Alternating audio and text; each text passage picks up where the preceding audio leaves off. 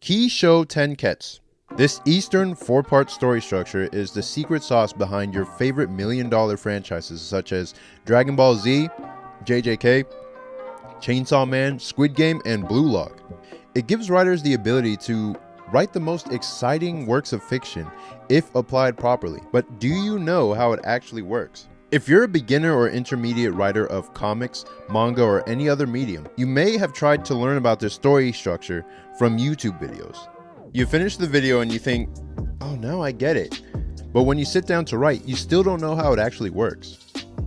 I've been there before and I know exactly how you feel. I've got the structure, but what exactly is supposed to happen in Kishotenketsu? Well, by the end of this video, you will understand the secret behind this powerful story structure and how to use it to inject excitement into your stories.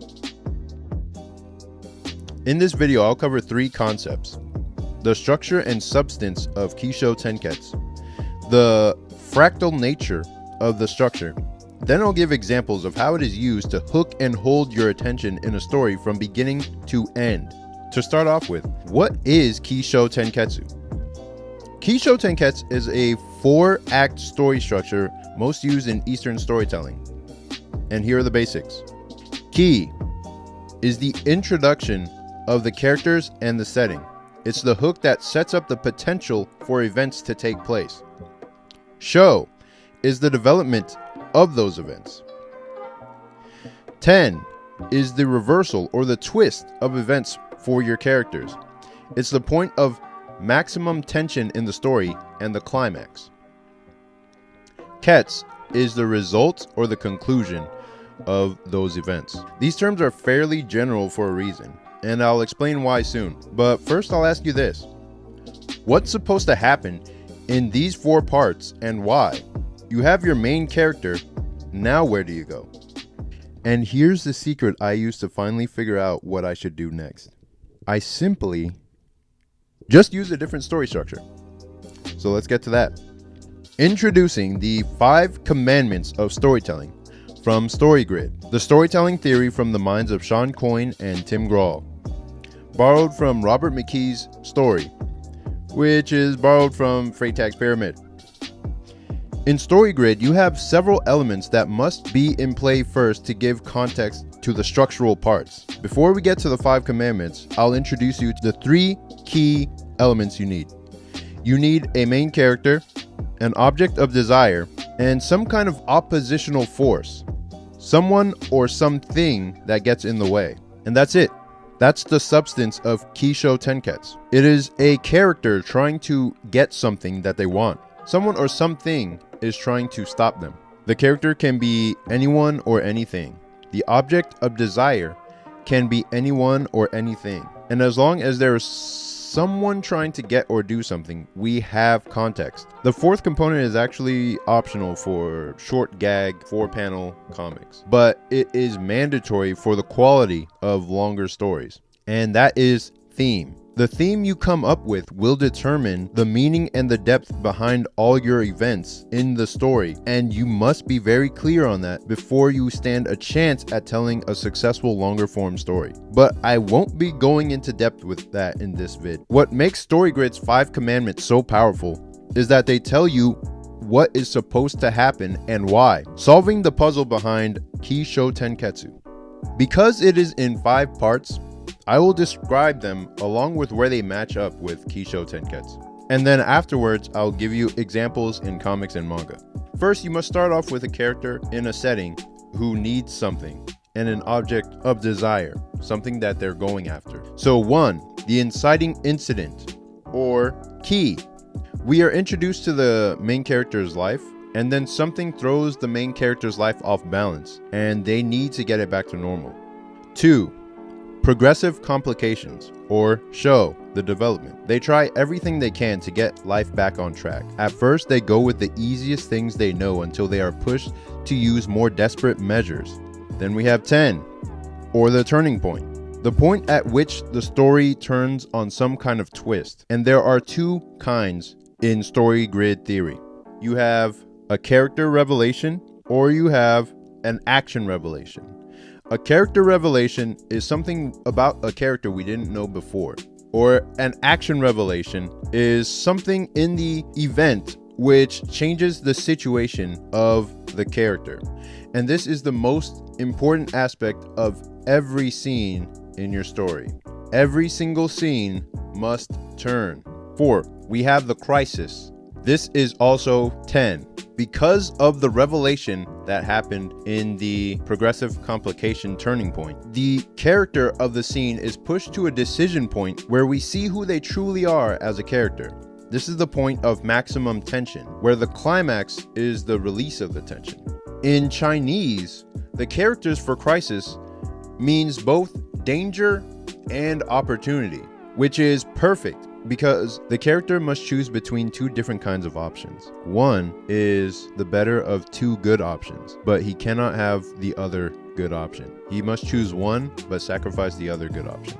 The other type is the better of two bad options, and this leads directly into the climax when we see the explosive result of the choice that the character makes. And following that is the falling action, or the ketsu, the resolution. That is basically the fallout from the climax. In the end, the main character either succeeds in getting their object of desire or they fail. Then the next development, or key, starts the cycle again, and it continues like clockwork until the story ends. When one of these steps are missing, people will feel that the story is either incomplete or unsatisfying or broken. Make any one of these steps too long and people will get bored or tense or tired. Include all these steps and you have the full context of Kishotenketsu. You might ask, well, if this 5 commandments of story structure is so strong, why not just use that instead and forget Kishotenketsu? And that is because of the second most powerful aspect of the story structure, and that is the fractal nature of Kishotenketsu. This is where its true power shines. Just like the 5 commandments, Kishotenketsu is also used like a fractal. And here's what I mean. The 4 acts of Kishotenketsu cover the entire story from beginning to end. Then they cover each story arc, then each chapter, and then each scene. And finally, and this is the secret key, Kishotenketsu works on every single page, or 2 to 3 pages, give or take. If you want to know how a manga keeps a reader's attention constantly held throughout a chapter or a storyline, this is it. Let's go through some examples, starting with some simple gags and working our way up to some more complex storytelling to show you how it works. To demonstrate Kishotenketsu in action, I'll start very simply using a chart which I found on the thumbnail of Calamus Press video on the same subject. I'll use the colors coded to each part of Kishotenketsu to demonstrate the structure in action. Blue for ki, green for sho, orange for ten, and red for ketsu. Let's get started. Story structure is best understood when you can break it down to very rudimentary, simple steps and then build on the complexity from there. So we'll start with a 4-panel manga strip called Azumanga Daioh. Like we mentioned before, Kishotenketsu, or the 5 commandments of storytelling, starts with a character who wants something, an object of desire. And for the story to actually be effective, there must be something getting in the way of that desire. In other words, conflict. So we start with ki, which we have here in blue, and it always works in the same order. Ki, the character is trying to do push-ups. That is their object of desire. They want to do 20 push-ups. Sho, they start with 1 push-up. 10, they fall flat on their face. Here is the climax of the story, where we see that despite the main character's desire to do 20 push-ups, it was basically her own weakness that stopped her from succeeding. That was the antagonist in this short strip.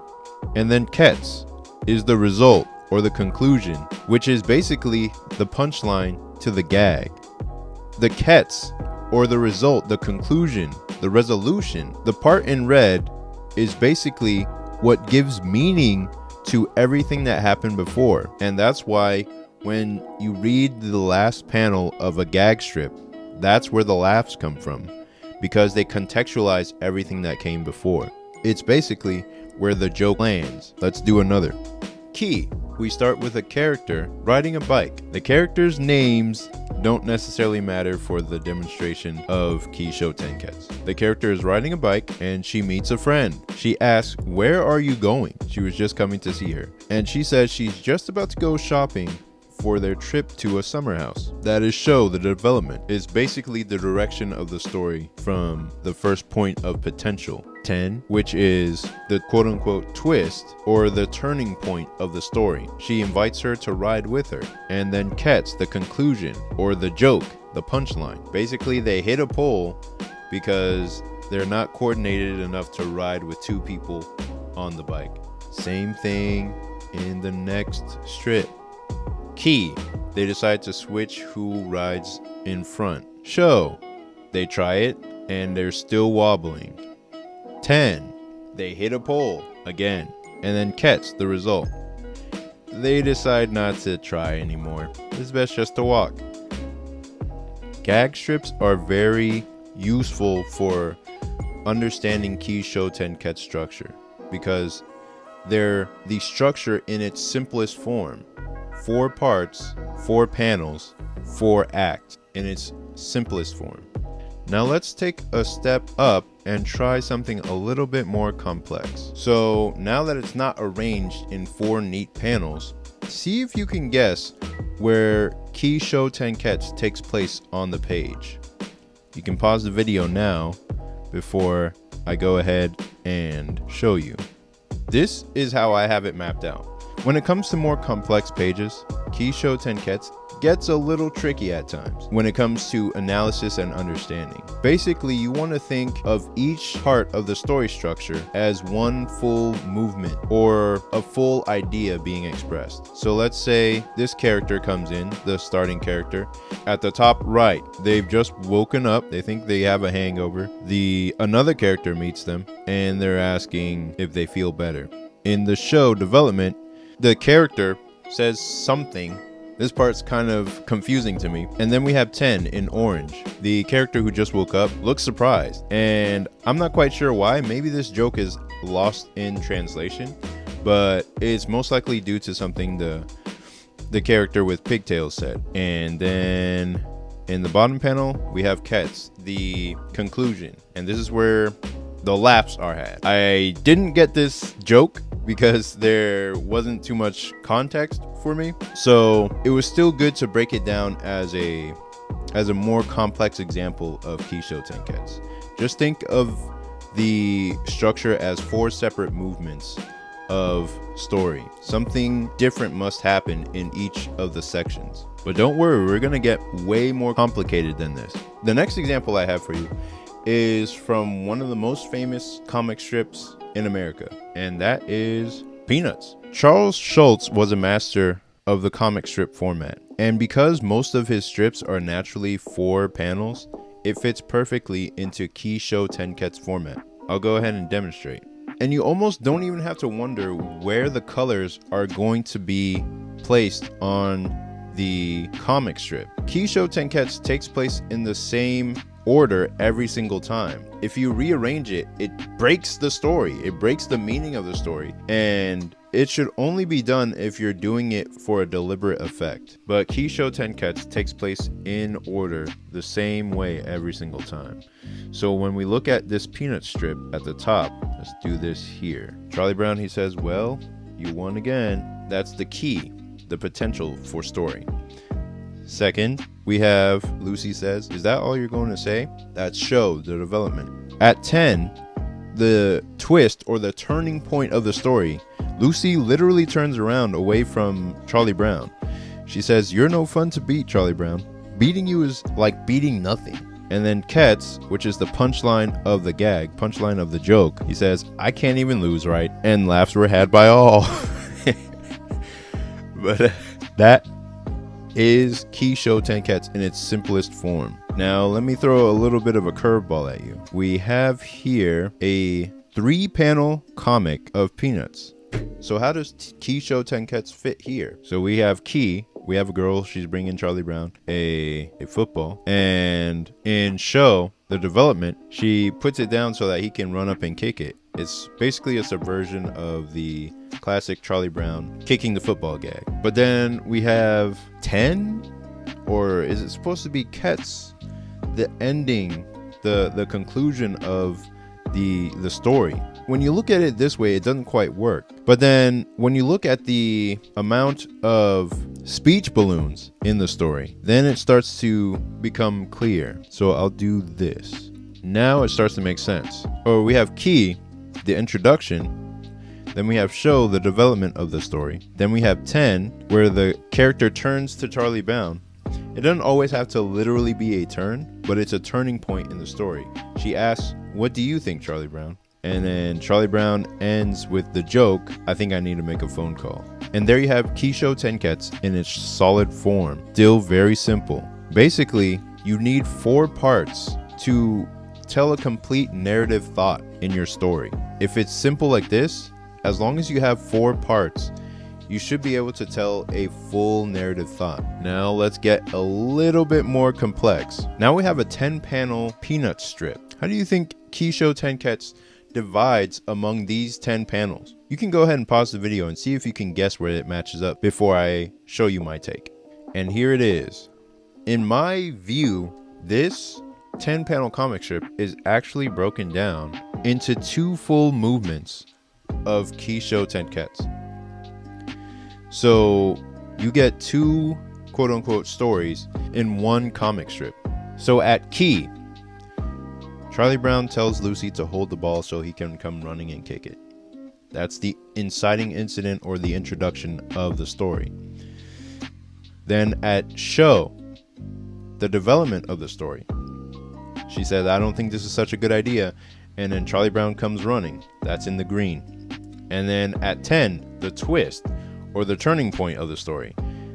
Charlie Brown misses, and then he falls on his back because she took it away. And then at Ketsu, the resolution of this story, or at least the resolution of this part of the story, she was afraid his shoes might be dirty, and so she took away the football. So then it starts another cycle. At Ki, the inciting incident, or the introduction. He says, "Don't ever do that again. You want to kill me? This time hold it tight." And so then we have Show, the development. He comes running again. 10, the turning point or the twist. She holds it so tight that he accidentally kicks it and then falls over again. And then at Ketsu, the resolution, we have the final joke of the whole entire strip. She says, "I held it real tight, Charlie Brown." And he says, "I'm not gonna get up. I'm gonna lie here for the rest of the day." Once again, laughs were had by all. Now, what would happen if we were to use Kishotenketsu across an entire manga chapter? What would that look like, and how would that pan out across an entire chapter that's filled with complex angles and action and movement? Well, the best example I've ever found of Kishotenketsu playing out very perfectly and very mechanically is in the manga called Rurouni Kenshin. We're not going to talk about the author. We'll forget that right now. But Kenshin is a perfect example of how to use Kishotenketsu across an entire story. And the example I'll use is from a pivotal moment in the battle against one of the main villains, Makoto Shishio. We'll start here at this moment. One of the characters named Saito is trying to take down the main villain of the arc, Shishio.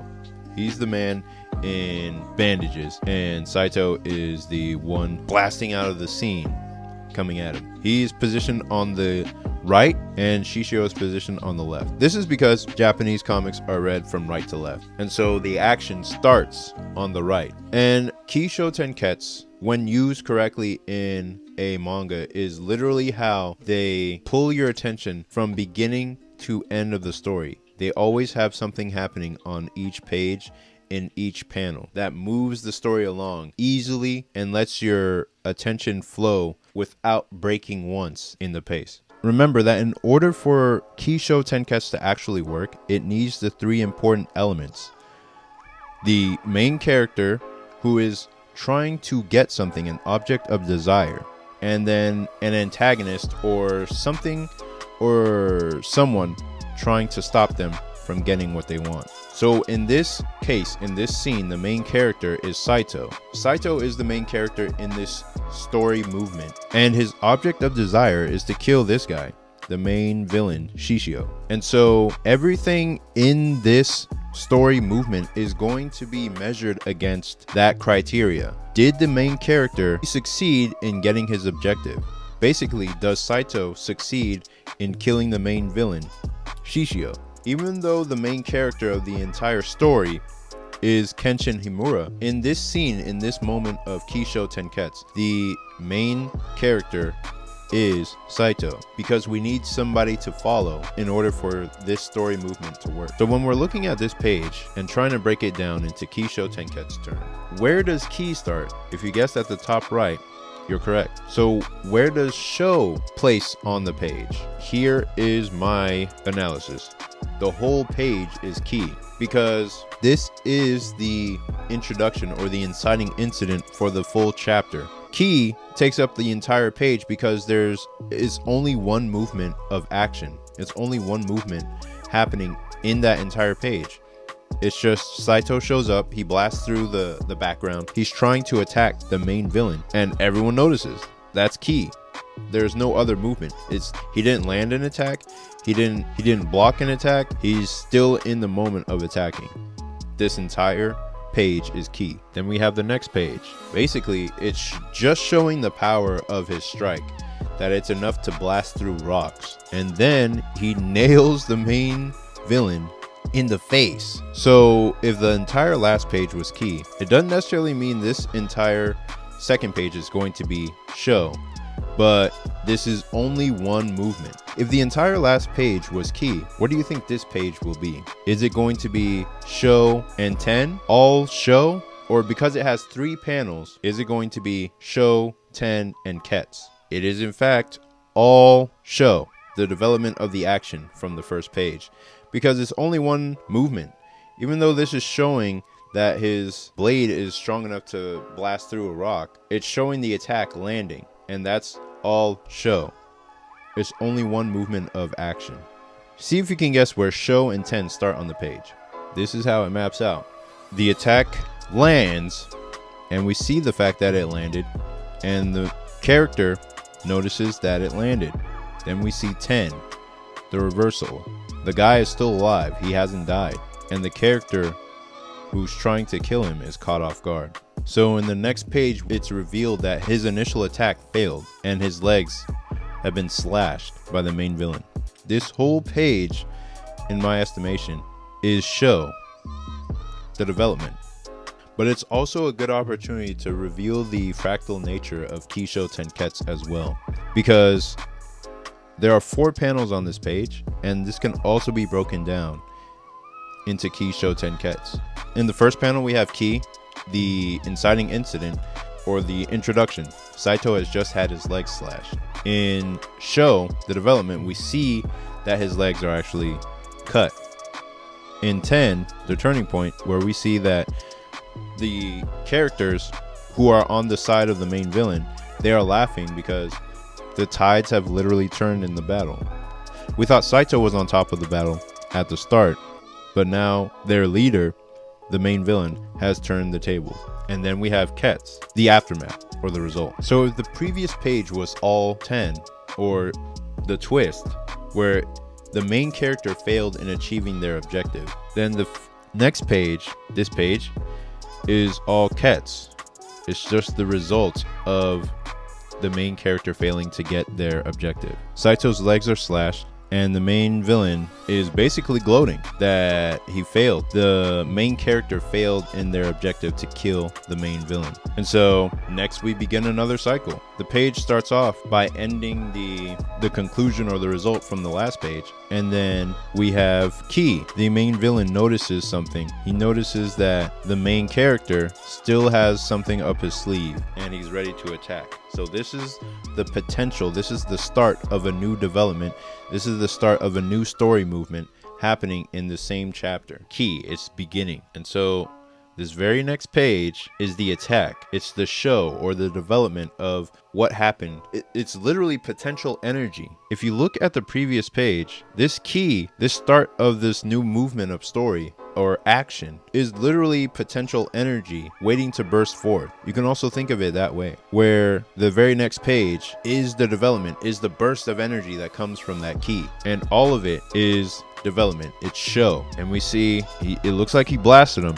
We see blood splatter, and we see the worried looks on the villain's allies' faces. Maybe the main character of this has won. Maybe he actually won. Maybe he actually did it. This is development. So it looks like he actually hit him. But then we are hit with the twist, and this is the first panel of that twist. It looks like the villain's put his hand into the main character's shoulder, and he's bleeding from that area now. We see the result of that attack. He missed and only got some of his bandages from his chest. He didn't actually hit, he got hit. When you're able to make the reader think one thing happened and then twist and show them something else actually happened, it's a very great way to keep their interest sparked throughout the chapter. It's not a fake out. It just looked very convincing on the previous page. And so finally, we see the Ketsu, or the result. We see that the main character failed in their mission or in their goal to kill the antagonist. They didn't get their object of desire because they were blown away by an explosion coming from their hand. So the main character failed, but then an ally of the main character steps up in the bottom panel and starts the whole cycle over again. And as an extra note, because I have the physical release with me, let me show you something that you'll only see if you have the actual book. This is something that occurs in manga that once you see it, you won't be able to unsee it. If we go back to the page where Saito launches his attack, starting with Ki from the bottom here, and then Sho here on this page, it instantly makes you want to turn the page because he attacks, you think it works, which opens a loop of curiosity. Or in Robert McKee's story, it opens a gap of curiosity. You see the strike, you see the blood, you see his arm, and you see the reactions, but you don't know what exactly happened, which forces you to turn the page. This last panel here is what forces you to turn the page. You see anxiety written on the villain's allies' faces, and you want to know what happens next. You turn the page. The first panel you see on every manga page is going to be something that draws your attention into the page and pulls it into the next panel. Now we get the results of what actually happened, and it pulls us in all the way to the next surprise. This panel pulls your attention towards the next page. You want to know what's going to happen. This guy is going to step in, but he also doesn't stand a chance, and you're wondering, okay, let's see how he'll fare in the fight. You turn the page, and then he starts his attack. A flash. He hits him. We see the crack in his fist. Says try this. Shows his attack, and then we get 10. That's the twist. The attack didn't work. So let's break it down. We got Ki, the launch of the attack. We got Sho. Boom. He's hit him. His fist is cracked. And he says the attack name. That's all Sho. Then we get 10. Oh crap, it didn't work. Finally we get Ketsu, the result of the futile attack. He punches him, and then he launches into the wall. That's Ketsu. This is still Ketsu, you could say, because we see the damage, and that's it. This is all Ketsu, basically. Nothing's changed in terms of the story. All Ketsu. The villains are hype, he's hype, his sidekick is hype, they're all ready. Until Ki starts. Sorry, but there is no victory here for you yet. And now I'll show you how manga is able to keep you reading forever. The best way to end your chapter is to end on Ki, on another development. It's called an open loop. Basically, you end on a development that's just starting, and because you want to see how it turns out, you read the next chapter just to close that open loop and find out what happens next. If you want to keep your readers reading, end on an open loop, end on key, the introduction to something new, the potential for something new to happen. This is a character named Aoshi Shinomori. He's showing up after all the other comrades have been laid out, and the main character laid out. He's showing up to try to help and see what he can do against the main villain. And we want to see how that turns out and what's going to happen from that development. So this is the end of this chapter, but because it ends on key, you want to read what happens next. Now let's look at the same scene through the lens of StoryGrid's 5 Commandments of Storytelling. At the inciting incident, Saito blasts through a door with a high-speed attack aimed to kill Shishio. In the progressive complications, the initial attack fails for a reason we don't know yet, and Shishio counters by slashing the wounds in Saito's legs. The progressive complication turning point is a character revelation. Shishio reveals that he has a metal band on his head placed after a past injury, protecting him from damage in that exact spot. It's literal plot armor for the villain. Saito is now damaged and bleeding, having wasted his best chance at killing the main villain. He now faces a crisis where he must now choose between the better of 2 bad options. He can either give up now or keep fighting. If he surrenders or retreats, he'd have to live with the shame of backing down. But if he chooses to fight, then he might just die. At the climax, Saito makes his choice and attacks with a hidden move unknown to Shishio. This moment reveals the truth of Saito's character, as we see that he isn't the type to back down even when faced with death. At the resolution, Shishio sees the attack coming, dodges it, and counters just in time. Saito is ultimately defeated, failing in his goal. But Shishio can't help but to respect his tenacity. And remember, the resolution of the scene, or this part of the story, is very important in that it tells us the meaning behind the actions we just saw. If you leave it out, the scene might just feel like action for action's sake, with no meaning to it. This is the key distinction between Kishotenketsu and the 5 Commandments. The 5 Commandments are better used at a scene level, giving you the tools to tell a full story movement in just a few pages. Whereas Kishotenketsu atomizes and breaks down the story into 4-part chunks, which can all take place on the same page or over 2 to 3 pages. It's easier to think of it as a rhythm, where the specific details of the 5 Commandments can't be used on every page. Kishotenketsu can be used as the rhythmic timing of the story, a cycle that continues on and on from beginning to end. If one part goes on for too long without moving the story forward, you'll bore the reader. And as a comic or manga author, you cannot risk that. People will put your story down without ever telling you why. So always put reader retention at the forefront of your storytelling. You should know both Kishotenketsu and the 5 Commandments by heart. Use these tools interchangeably, and you can tell any story you want.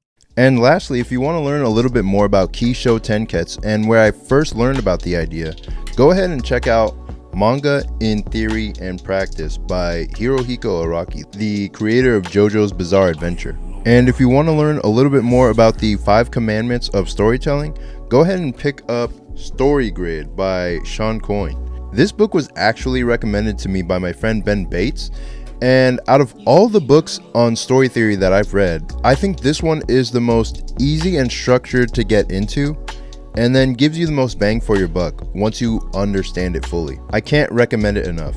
And that's how Kishotenketsu works. If you feel like I missed anything in the explanation, feel free to comment below and I'll address it in a later vid. And if you want to see how I try to apply these principles to my own story, check out my comic, Air Rider High School Hero, a story I wrote to practice writing. You can grab the first 2 issues by clicking the link in the description. And when you finish reading, let me know how well I did. And I'll see you in the next one. Peace.